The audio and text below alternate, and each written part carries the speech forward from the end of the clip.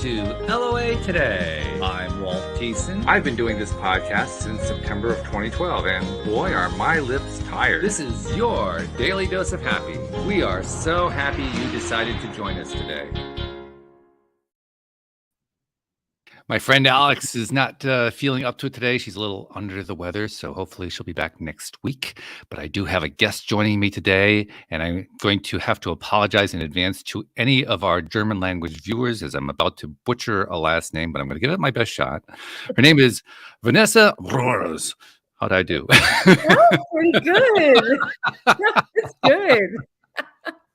Every once in a while, it just kind of comes out. I have a Danish background in addition to the English, and there's a little bit of German in there. So sometimes I'm able to just kind of reach in and pull it out, and there it is. Yeah, It's deep down in there. You really do. You need to like growl it out. You're right. Yeah, exactly. That's the way it is. German is just it's a man's language. Yeah.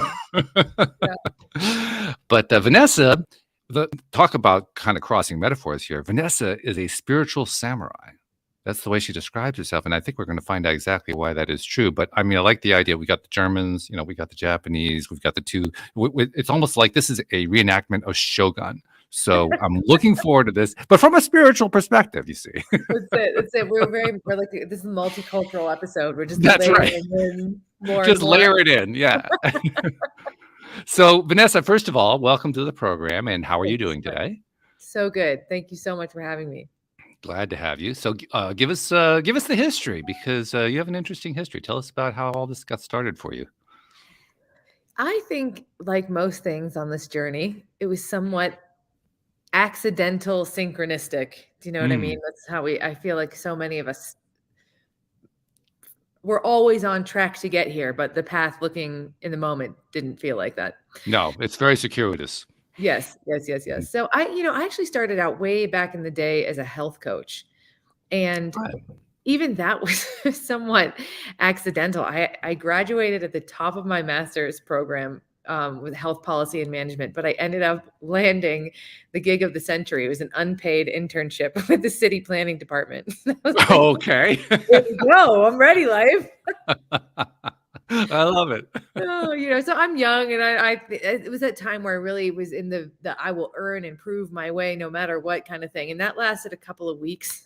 And then I always joke it was like The Office without the humor. And I just decided one day, this is not, if I'm going to sit here for 40 hours a week for free, I'm going to do something else I want to do for 40 hours a week for free. I hear you. Yeah. And I'm looking back, I'm proud of the wisdom of that moment.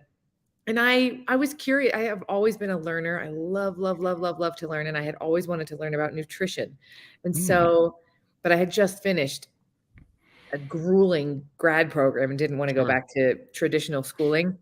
So I bumped into a friend's mother who was a health coach at the time. And it just sounded interesting. So I think that day I was enrolled. I quit my internship.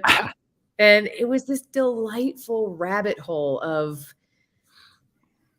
evolution. I mean, at the time, it was very much, you come to me, you want to lose weight. We talk about the broccoli and the macros, but it was change, and it was cool. But none of my clients ever talked about food, which confused me because they would sit down and tell me about their husband or their job or their stress. And I intuitively knew it mattered, but I didn't know why. And so as I started to just progress down that track, I stumbled into the world of beliefs, limiting beliefs and belief. And I remember the moment was like the background behind you. It was like the whole universe just blew. I was like, wait a minute, you can change how you think. You can change your mind. What? It was just so cool. And I just became obsessed. I mean, I really, really, really did. And so my work evolved, but it was still very much about using the internal to change the material, which is not a problem. It's super cool. But once I got pregnant, this sort of structure of my identity collapsed because I never saw myself as a mother. I didn't plan to be a mother. And on some level, being a mother felt like it threatened this intense professional vision that I had. Oh, okay. And even all the work I had done on beliefs, and I just couldn't see the connection. But because it was such a collapse for me, I mean, it's such a gift, and it is a gift. But for me, it was just like anything but that would have made sense in my self-perception. You know, it was like that big. And I was working with a shaman at the time, and he said, this pregnancy is a gift from God to destroy the structure of your identity because it's too small and it lacks spiritual depth. I was like, well, amen then. Talk about getting it between the eyes. Whoa. Oh my goodness. When you don't listen, life gets louder. So it was an unraveling. It was such an unraveling, and it was a long unraveling. And it just really shifted my orientation around the work being about using the inner work as a strategy to create outer results, to this sort of more multidimensional approach where, yes, what you create on the inside shapes what's on the outside, but what you choose on the outside also shapes who you become on the inside. Yeah, it's definitely synergistic because we are all outside oriented. I mean, that's the way we're built. We're built to be externally oriented, and then to be presented with this wonderful rabbit hole, as you very colorfully described it, that says, oh my God, I have power within. Who knew? Where did that come from? I know. One of the most exciting discoveries. So the power orientate, you know, and it shifts. I think the longer you're in it, you discover more nuances to the power and more reasons to use it. I've often talked about here on the show how the very first time that I realized I could do something as simple as change the way that I emotionally responded to a situation, because I really did believe that the situations drove it. Yes. And when I actually managed to do it one time, it was shock. Yes. Shock and surprise. And oh my God, how could I have not known that? I had a really similar experience the first time I realized I could do something even if I didn't feel like it. Yeah. Same exact thing. I could work out even though I don't feel like it. I mean, it was wild. It shows how very heavily we are acculturated, how our societies just, they shape us very effectively. You know, the propaganda is strong.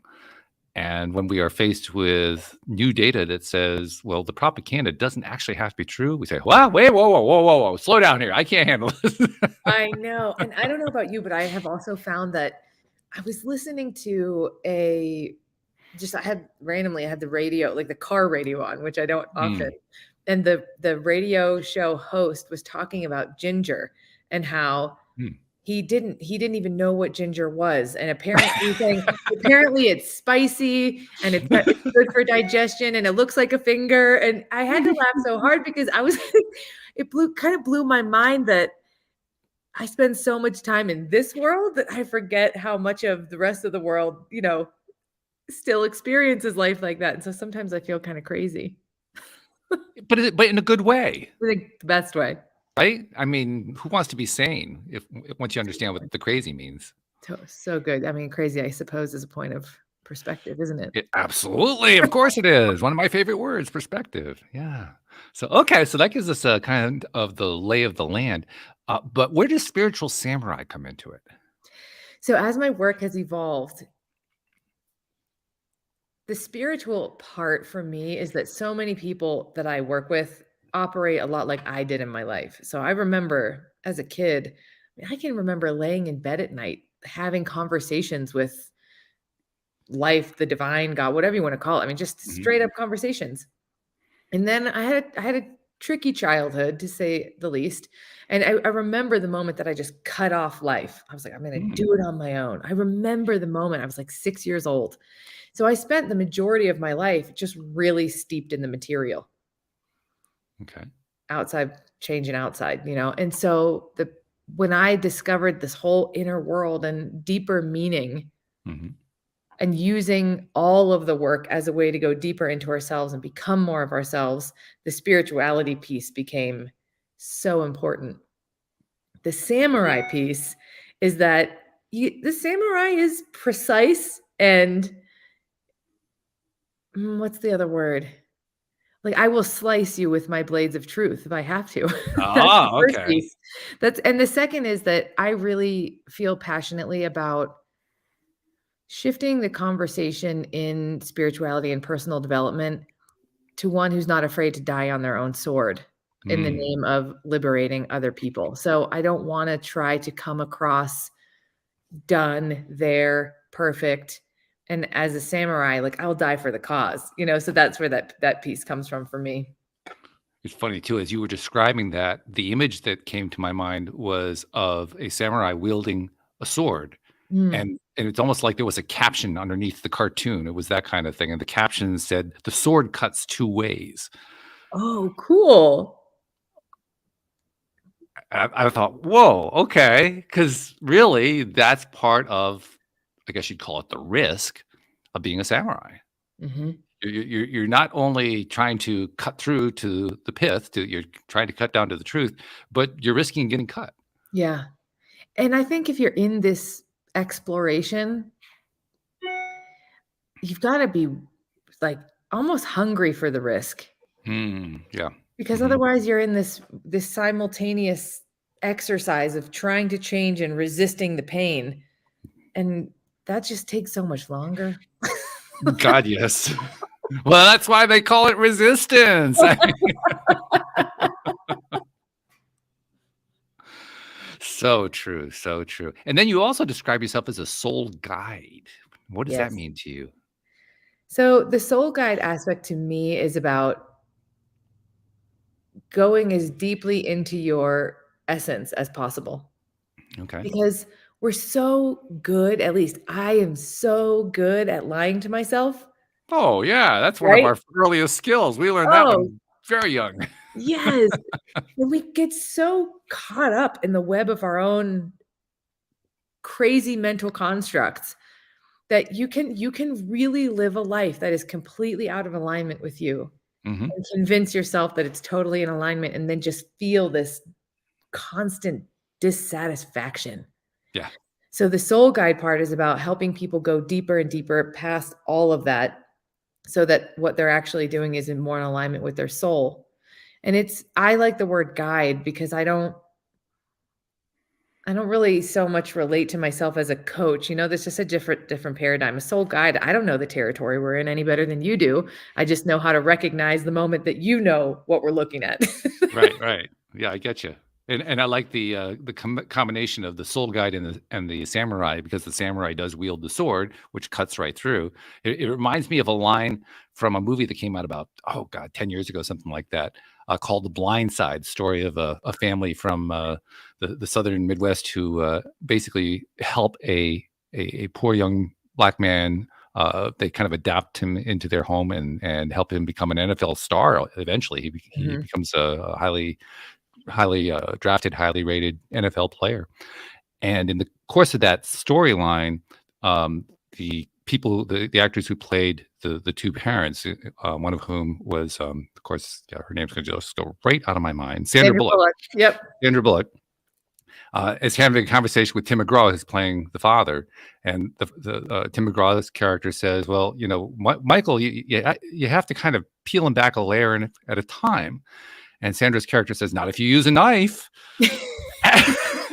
That's what you're talking about. That's You're it. talking about the samurai using the knife to just cut right through all the crap. Say, okay, let's get to the core of this thing. Oh, that's so good. Yes. Yes, yes, yes. I feel like it get to be both. The soul guide is more like Tim McGraw, and the spiritual samurai is more like Sandra Bullock, so I can come Yeah, at you yeah, both. right. You're not safe either way. In fact, Sean, what was her last name? Tui. Sean Tui, when he was on the set of that film, and he saw his wife and Sandra Bullock on the same set at the same time, he said he got really confused because he said the world can handle one Beyond Tui. Having two of them in the same place at the same time is too much to handle, because they're so good at cutting right through the layers down to the pit. That's so good. Oh, that's such a good movie. That's such a good movie. I forgot about it. That really is a good one. Yeah. In fact, the interesting thing from my perspective about Sandra Bullock is that when she was originally presented with the part, she turned it down. I did not know that. She turned it down, and the reason she turned it down she says, "I can't play this character." And the producer said, "Why can't you play it?" And she said, essentially, because I don't understand this character. I don't get it. Mm. And I think what actually ended up happening is the producer introduced her to Leanne so that she could just kind of get to know her. And after she got to know her, she says, "Ah, now I get the character." It wasn't explained to her well in the script, but when she met the actual Leanne Tui, she got it. I think the way she expressed it was she's a force of nature. Do you know why I love that story so much? I mean, aside from the fact that it's such a cool story, Right. it's such a good metaphor for how in the process of going deeper into the realm of law of attraction, you have to almost relate to yourself that way, your past Right. and future self. Yes. Because if you're in this space of self-rejection, that makes it really hard to manifest what you want. You can't understand why you have this resistance, why you behave this way, why you do these things. And so you reject it. I don't want anything to do with that. And then similarly with the future, I couldn't be that. I can't, I don't see that. But then the moment you deeply understand yourself, it syncs up and all of a sudden you get to replicate. It's true. Well, in my case, I didn't even, not only did I not see it, I wasn't even aware that there were resistance levels. When I first got presented with the idea of resistance is why I was having trouble manifesting what I wanted, I said, okay, where is it? Where's the resistance? I have no idea where it is. Is there like a switch I'm supposed to turn off? Because I have no idea where to do this. Wow. So what do you mean? You just didn't know how to recognize it, or? I think part of it was I didn't know what was meant by resistance. And I didn't really know where to look within for resistance because, like so many people, particularly from my generation, we weren't encouraged, societally to go within. I mean, for generations, people were discouraged from going within. I mean, religions taught against it, and entire social structures were built around, oh, no, trust the society, trust the external, trust the people, trust the things that are tangible that you can actually touch and feel and sense and so forth. And the idea of going within was kind of radical, to say the least. So when it came to actually having to do that in order to understand why it was that this law of attraction thing didn't seem to work for me, it was a little traumatic, to be honest. It took a little doing. I mean, I was intrigued, don't get me wrong. But honestly, it was one of the reasons why I started doing this podcast, because I didn't fully grasp it. I didn't get it. How do you do that? How is that? And how does that actually work? I mean, okay, let's say you are actually able to go within and you're able to make your connections and blah, blah, blah, blah, blah, and you cut through all the resistance. But what's actually happening physically? Like, how does this vibration thing actually work? Because there was the science side of me was saying, yeah, okay, this is a bunch of hooey. This is that woo-woo side. I'm not sure I like that part so much. I had to come to terms with that somehow. Because I was also, the reason I became involved in doing this podcast in the first place was my business had gotten wiped out by the 2008 financial crisis. And my wife's business has gotten wiped out. So we basically went from okay to broke instantly. And I hadn't done anything wrong, according to what I'd been taught up until that time. I had done everything I was supposed to do in order to run a successful business. And yet here I was out of business instantly. I said, how could that be? That's what opened me up in the first place to even consider this whole law of attraction thing, which probably 2 months before I thought was nonsense. But now it's like, well, geez, I don't have the answer. It's got to be somewhere else. Maybe that is it. I don't know. So I started to investigate it. But again, that's when I ran into this whole question of resistance. How does resistance work? What is resistance? And all I could think of was, electrical resistance. Okay, I can get the idea of electrical resistance. So that's what ohms are all about. So how does that work with a human being? I have no idea. Well, that's led me to do a podcast. I had to learn from somebody. Wow, that's really cool.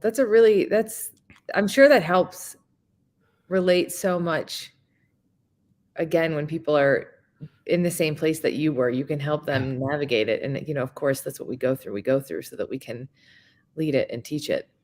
Well, it was actually kind of a shock when I found out I had listeners. To be perfectly blunt.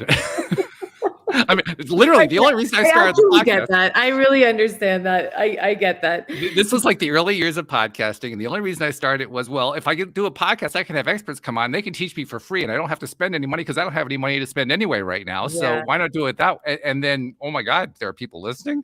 I hadn't thought of that. Oh yeah, it's a podcast. That's right. It's so good though. It's the Fool and the tarot deck. It's just that, let me just leap that way. That looks like a good next step.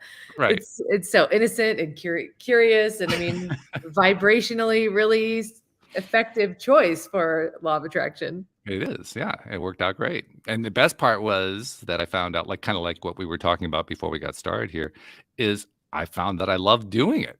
I didn't expect that part. That was the cherry on top. And then soon the cherry actually became more important than the actual pie after a while. I think that has to be a turning point. I mean, if there are important moments on the journey of law of attraction, that's a big one. Yeah.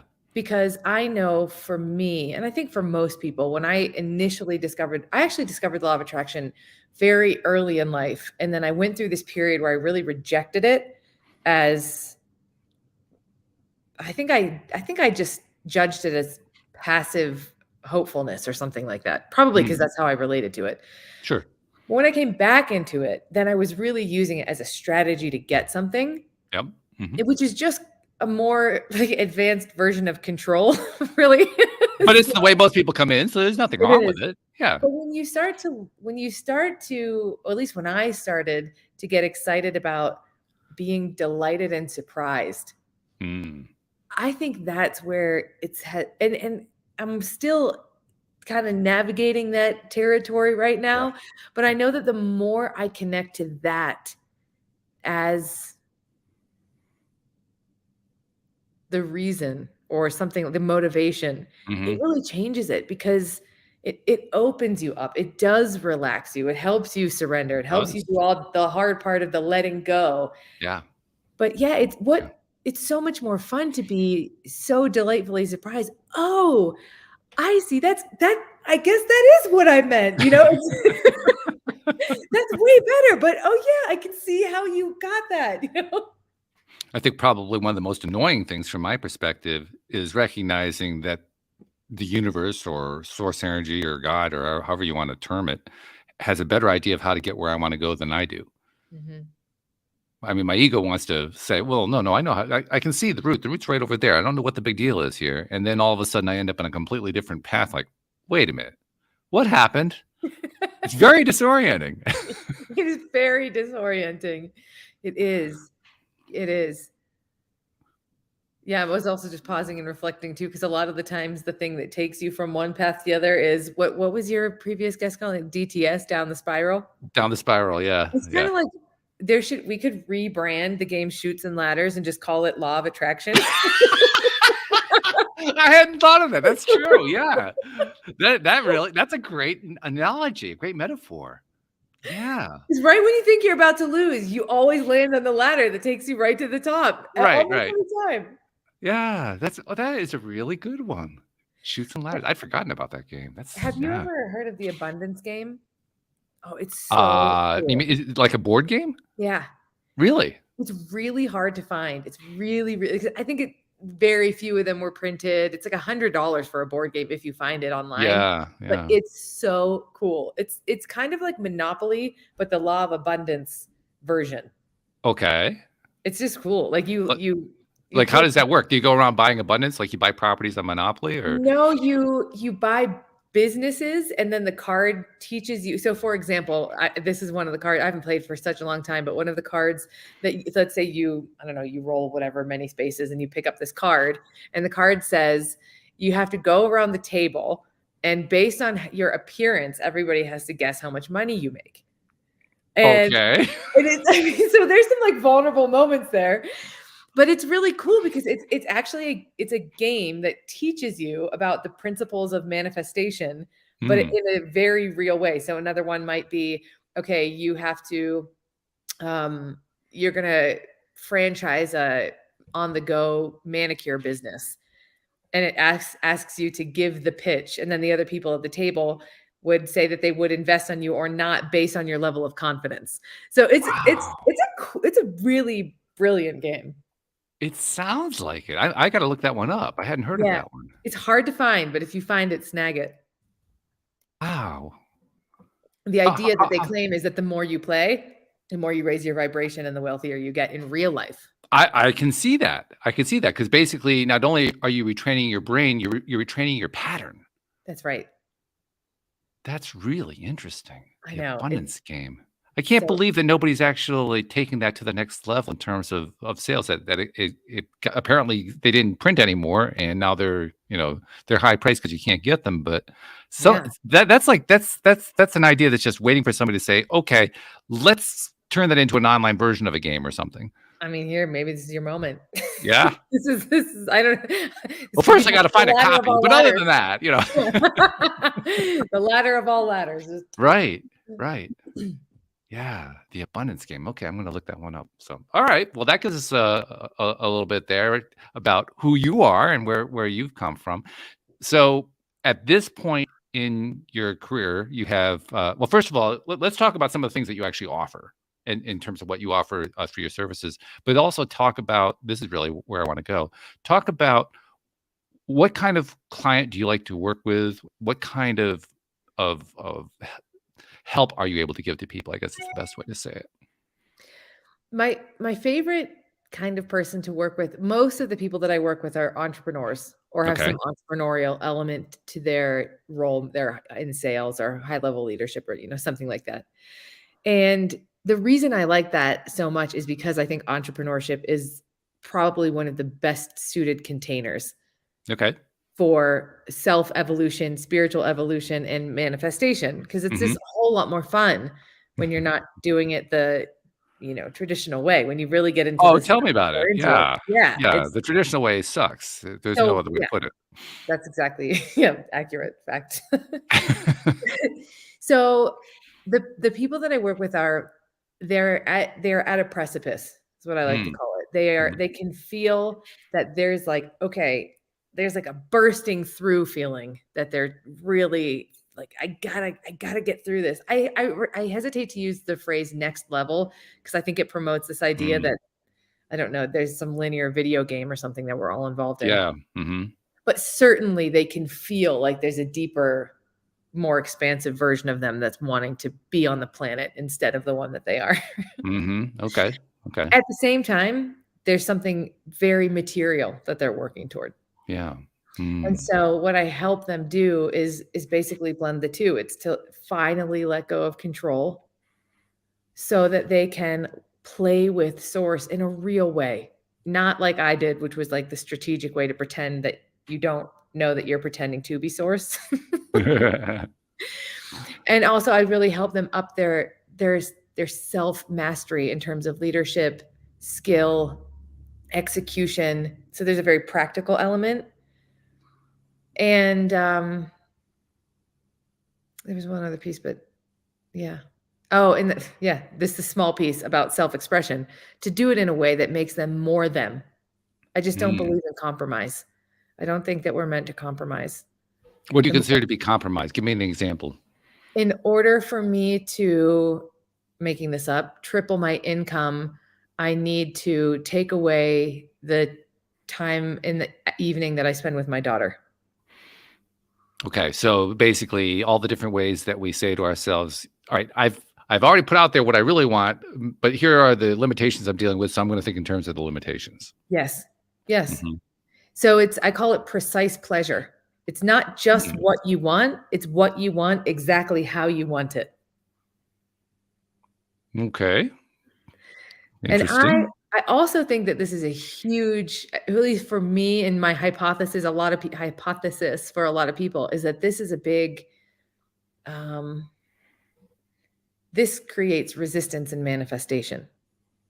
Because if I only commit to allowing myself to see that what I want is $500,000 in my revenue, but I won't let myself see that I also only want to work 3 days a week because I don't think that second piece is possible, I'm not going to be able to get my whole self behind the vision of $500,000. So we have to let the precision of the whole vision come together. So I think this is what I'm most excellent at. And this is where the samurai swords become really useful, because it's not just about chopping away, resistance in and of itself, like on the what's holding me back over here side. It's also about chopping away what's not true about what you're telling me that you want. We've got a lot of mud caked on top of our desire. So let's give us an example. Like, think of a client you worked with and explain how we cut through to that point the way you were just describing. So when I meet with any prospective client, the first question I ask is, what do you want?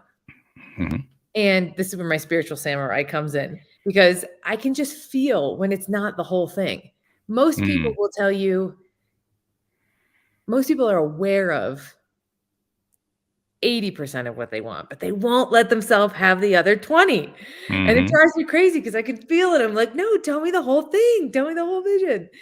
So let me think of an exact client. This is a fun one. So one of my clients was a director of a really big, really big global organization. And when they arrived, what she said was, I want to be a better leader. I want to be more inspiring. I want to lead people. And it's all good. Like I'm here for that. And I don't feel desire there. I feel interest, inspiration, integrity, but not like I want it, And so as we started to dive deeper, what she really wanted was that, and to be fully expressed in her creativity, but she had no idea what that meant. Okay. It just kind of fell out of her mouth one day, and then I just wouldn't let it go. And I remember her even saying to me, man, you're really hung up on that creativity piece. Like she really didn't see it. It was such a desire, such a blind spot for us.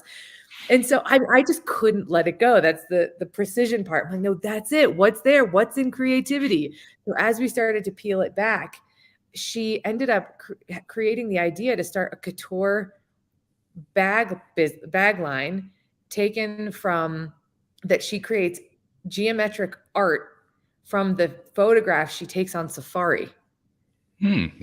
Okay. And so this was the desire that was hiding behind her, I want to be a better leader, which is not a bad desire, but it's not the whole thing. Yeah, you can tell that it's missing a big piece. That it was an unstated piece, and yes. I can see easily. I think anybody can see easily how. Well, of course, she's not going to state that part because that part's so unrealistic anyway. So let's just aim at being the ideal leader. Yep, and I mean, the business is growing like freaking crazy because it's so aligned. That's an important point. The law of attraction should be called the law of alignment. Yeah, I think that's accurate. Because it's not so much that we attract things as so much it's more that we become in alignment with things, and then that's when they show up. Yeah, I when I was listening to I can't remember his name, but I was listening to one of your other episodes, and when you were talking about being down the spiral, you were both sort of reminiscing on thinking back to that moment, saying, how did I attract this? And it's a great question, but I know that for me, for a long time, I weaponized that against myself. Oh, we all do. Of course we do. Yeah. That's why we asked the question. What did I do to deserve this is what we really mean. That's really it. Yeah. And so I have, I recently just experienced a huge financial collapse in my life. Like chugging along, but I knew I was out of alignment. I knew it. I knew it. My coaches told me I knew. I mean, I wasn't even hiding it, but I wouldn't let go. I just kept trying I kept trying to buy myself more time, is what I said. I would use the money to buy myself more time. And at some point I would like kick into gear.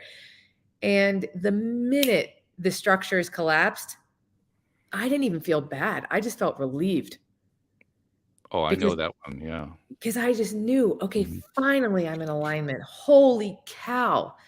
So I also knew that. Stop it for a second there. There's a really key point you just made there. You collapsed, and that puts you into alignment. That's not the way we normally think of a collapse, but that's pretty important. Because I have, graciously, I've done the work to finally understand that self-punishment is just not effective. Well, I think I disagree with that. It's very effective, just not in the right direction. Yeah, that's right. That's true. It's very okay. Nice nuance there. That's very true. It's not effective in helping me feel better. Yeah. There you go. Have better. But yeah, it was just this deep knowing that I know what alignment feels like. I knew I was out of alignment. I know that my human doesn't love what's happening, but the soul part is like, it's just a breath. Do you have any clear sense? This is a question I've asked myself for a long time, and I've gotten some interesting answers from many really experienced and knowledgeable people, but I'm curious to know what your answer is on this. Why do we hang on so fervently to being out of alignment? Because we do. We all do. I love the question. I've never been asked that question, so let me think about it for a second.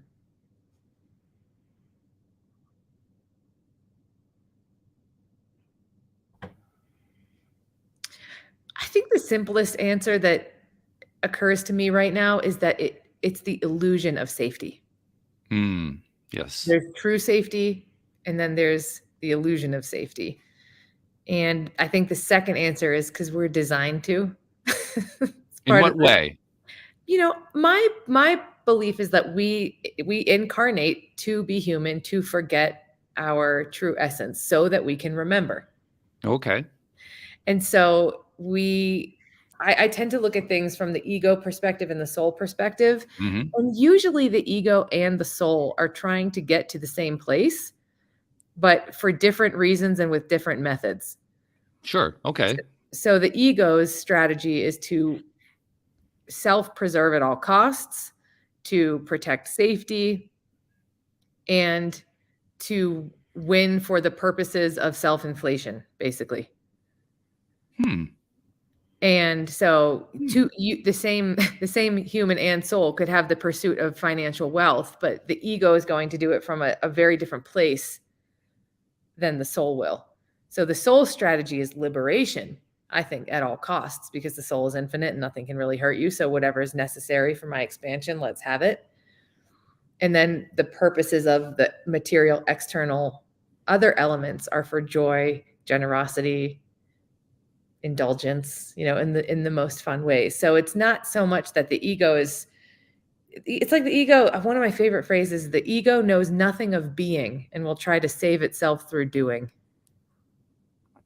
Okay, so I'm going to bring another piece in here because this is a part of something that I've always found to be very fascinating. Because the word ego, where it originally comes from, it comes originally from Latin, and ego means I. So it is nothing more than the word we currently use to describe identity. Mm-hmm.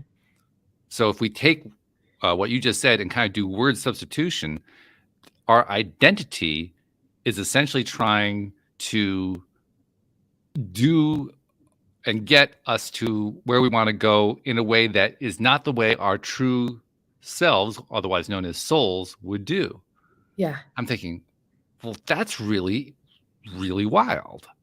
Our identity doesn't want to work the same way that our souls want to work, our true selves. Why is that? My answer to the why is that is so we can experience true abundance.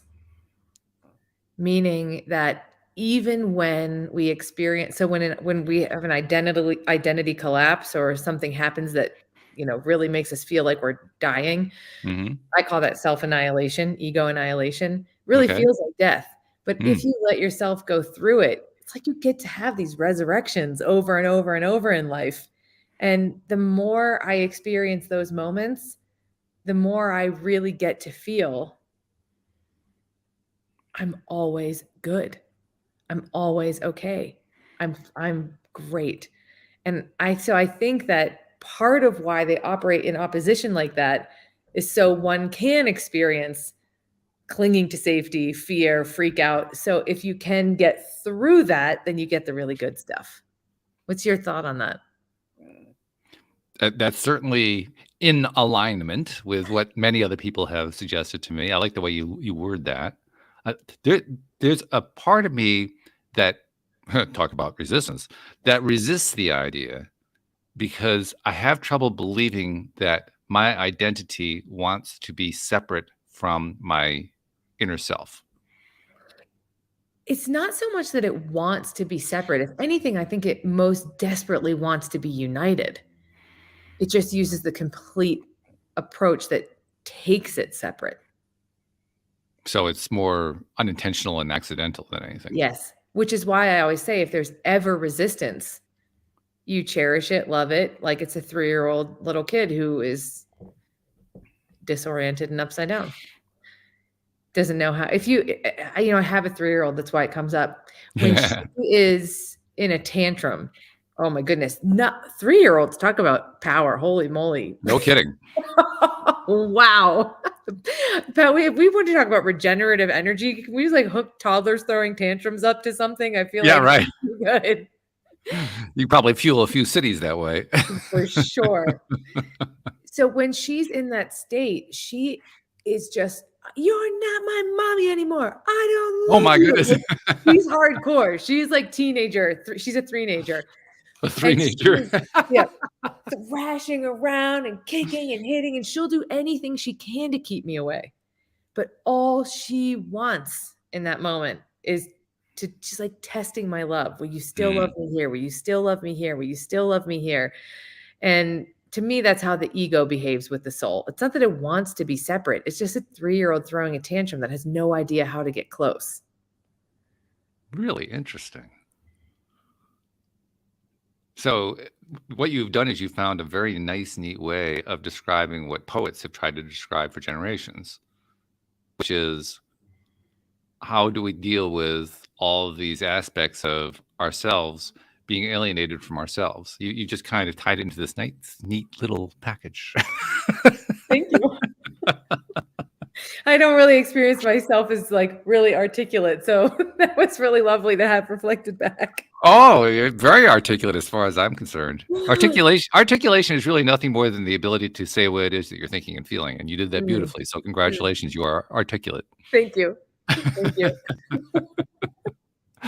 Which I would think you would have to be as a coach. You know, you're trying to be that spiritual samurai, trying to help them guide themselves back to that alignment with their soul. The method that you approach with is, cut to the core. Don't just peel off layers, just slice right through. That's Well, right. you've got to have that ability to express it in a concise way, in a cutting through the layers way, if you're going to be a successful coach. So I would hesitate to not suggest this, that you already knew that you were articulate. You wouldn't be a coach otherwise. I received that. Thank you. We are funny creatures, we human beings. We are. We are. One of the things that I think really helps, I was talking to one of my clients earlier this week, and he was really upset with himself and really in a shame spiral because we have really been working on creating a life in alignment. And it's really, quite honestly, terrifying work to do. Sure. Because a lot of the times, as we create an alignment, the things that are out of alignment fall away, even if we're not quite ready for them.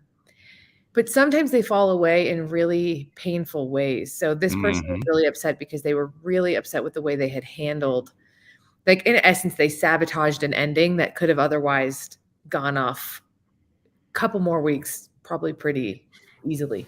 They were really beating themselves up about it. And so as I sat with him, I said, well, what do you think he was really in that space of, I did a bad thing and I'm a bad person. And why could I have why did I have to make this so hard for myself? Why couldn't I have just let it unfold in this other way? And so I said, well, what's your answer to that? You're not really asking a question when you say that. You're just accusing yourself of not doing it. So if you were to really ask that question, what would the question be?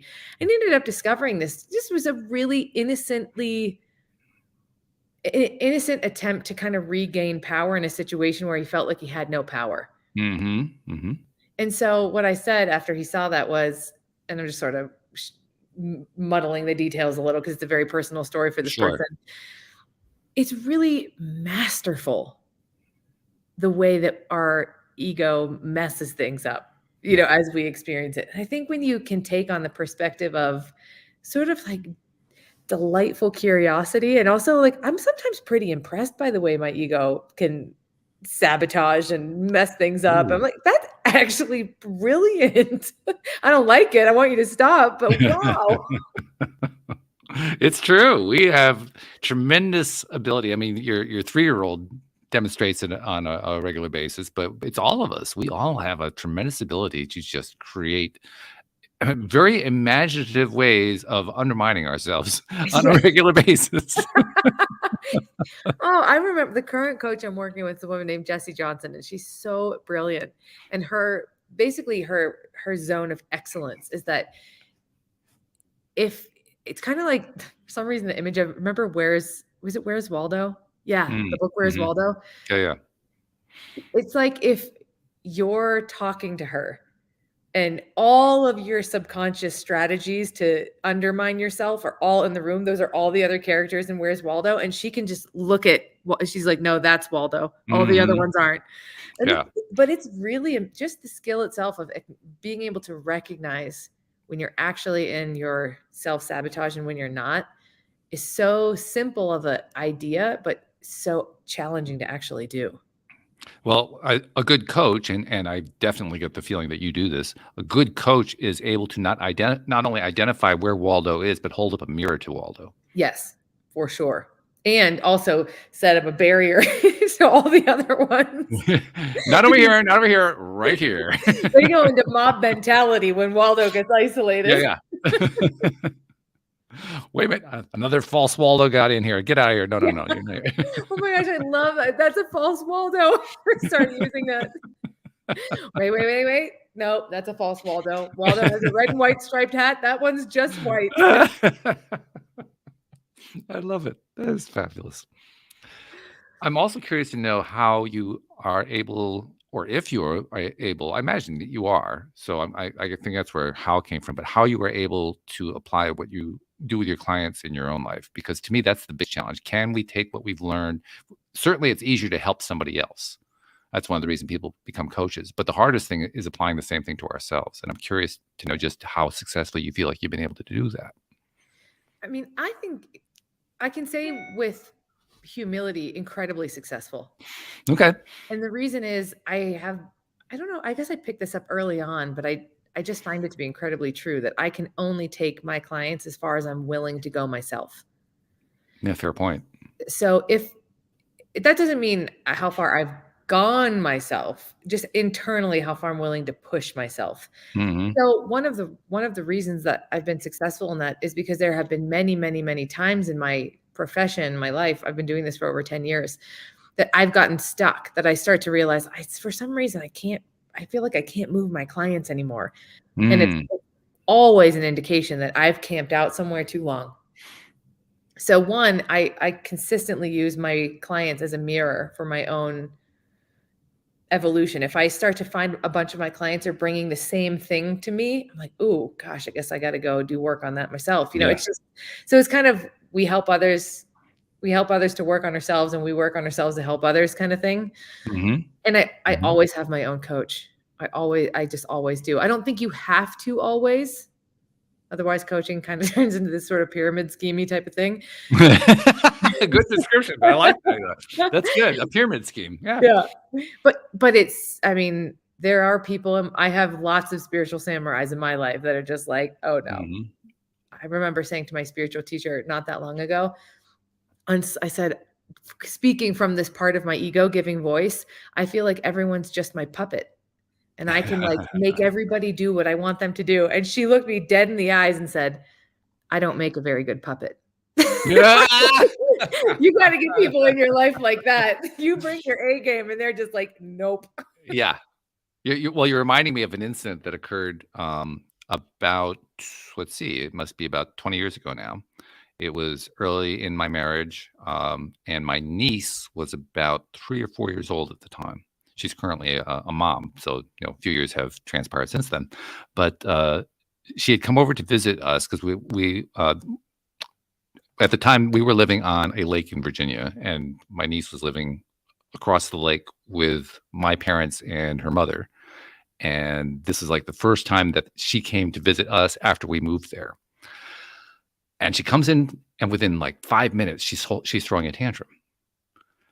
Now, my wife, now my ex-wife, actually, at this point, but at that point, she was newly my wife. She and I basically were on the same page without even talking about it. And I remember distinctly how the conversation went. We both sat there, were kind of looking at Mickey doing this thing, and I remember turning to Louise and saying, "Is this doing anything for you?" And she says, "No, not a thing for me. Is it doing anything for you?" I said, "No, not really." And we both turned to her and almost said in unison, "Sorry, it's not working." And it was like a water faucet turning off, and it stopped and it never came back. Oh, what a good strategy. That's a great totally strategy. Unplanned. We had no conversation about it or anything. We just were in sync on it. It was so funny. It was so funny, and she never gave us a problem after that. Never Oh once. my that's such a brilliant image. It's such a brilliant image. You can see them turn it on, like, "I saw you ramp that up." But that's what a good coach does. The good coach doesn't let you get away with crap like that. No way, no way. I'll tell you, coaching too is a pretty, um it's not for the faint of heart, I'll tell you. Mm, Because as I progress in my profession and my own development, the most powerful moments as a coach are when my clients want to make me the problem. yeah, It happens a lot. sure. Not a lot, but it happens. And I remember early in my career, it just sent me into a total spiral. I'm not good enough, and Mhm. now it's some of the most epic moments where your client is coming at you and you can just lovingly hold the space and then help them see something even more amazing about themselves, and It's a great skill to have. It's a skill actually I think people are trying to learn whether they're coaches or not. And I yes. say that because I've actually come to the conclusion this is the number one, I hesitate to call it a technique. It's more like a defense mechanism or strategy, if you will, for getting what you want in life. The number one self-deceptive strategy that I think plays in existence today is projection. I have an issue, so I'm going to project it on you. Mhm. I mean, we see it all the time. We see it with political figures. We see it in the news. We see it with entertainment figures. I mean, it's just everywhere. Everybody projects. It's like it's almost like it's the latest craze. Who's projecting Waldo now? I mean, it's continuous. And one of the most fascinating things about it is how, on one hand, how challenging it is because you described very eloquently how challenging it can be, and on the other hand, once you get it, how easy it is to deflect it. Yeah. And also so liberating. Yeah, yeah.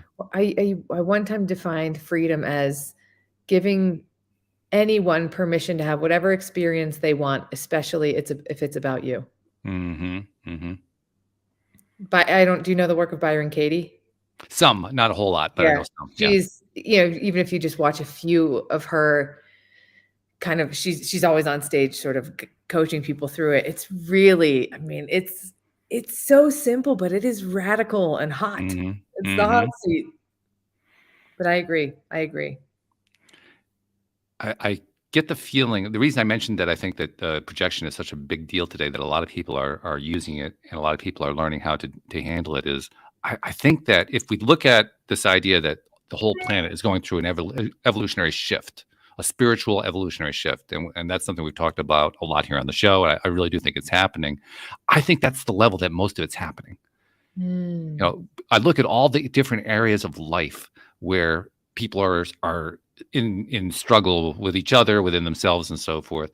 I look at the political struggles and the violence and the wars and all that stuff, and it's the same thing over and over again. It's I'm blaming you for what I'm doing.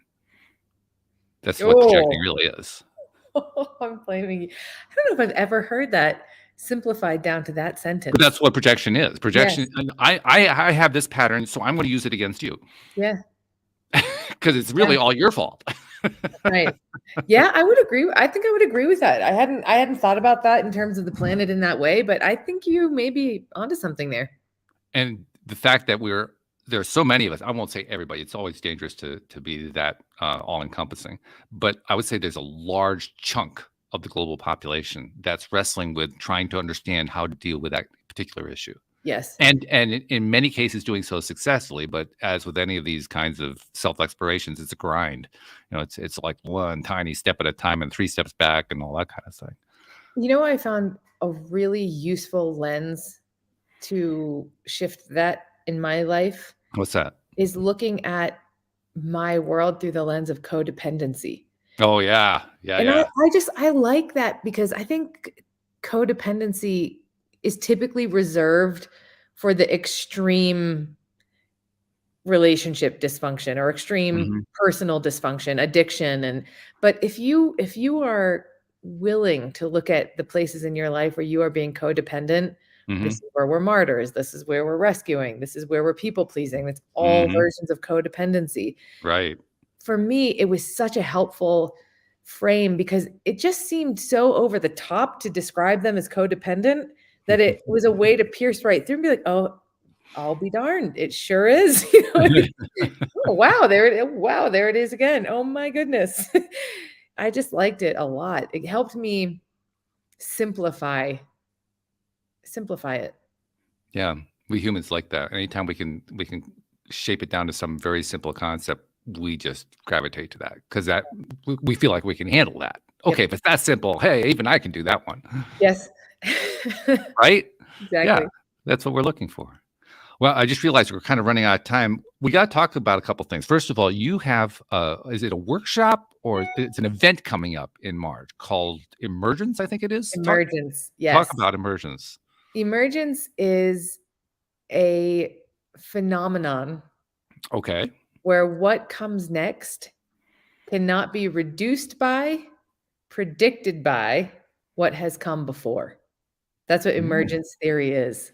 And I love that. It cannot be scary as hell. Yeah. And it's what we want. The worst thing in the world isn't to not change. It's to change and feel like nothing changed. Ooh, really good.